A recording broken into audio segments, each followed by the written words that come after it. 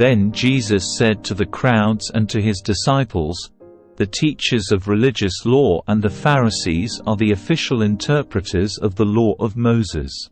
So practice and obey whatever they tell you, but don't follow their example. For they don't practice what they teach. They crush people with unbearable religious demands and never lift a finger to ease the burden. Everything they do is for show. On their arms they wear extra-wide prayer boxes with scripture verses inside, and they wear robes with extra-long tassels. And they love to sit at the head table at banquets and in the seats of honor in the synagogues. They love to receive respectful greetings as they walk in the marketplaces, and to be called Rabbi. Don't let anyone call you Rabbi, for you have only one teacher, and all of you are equal as brothers and sisters. And don't address anyone here on earth as Father, for only God in heaven is your Father. And don't let anyone call you Teacher, for you have only one teacher, the Messiah. The greatest among you must be a servant.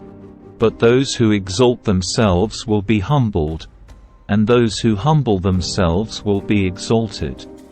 What sorrow awaits you teachers of religious law and you Pharisees, hypocrites!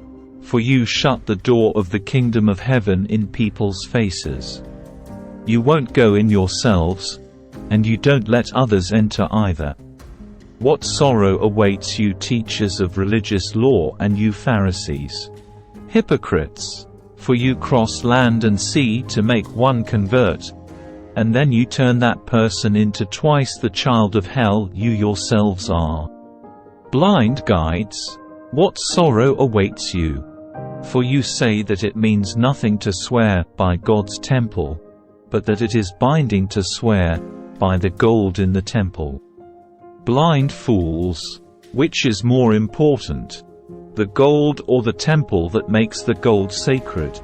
And you say that to swear by the altar is not binding, but to swear by the gifts on the altar is binding. How blind! For which is more important, the gift on the altar or the altar that makes the gift sacred? When you swear by the altar, you are swearing by it and by everything on it. And when you swear by the temple, you are swearing by it and by God, who lives in it. And when you swear by heaven, you are swearing by the throne of God and by God, who sits on the throne.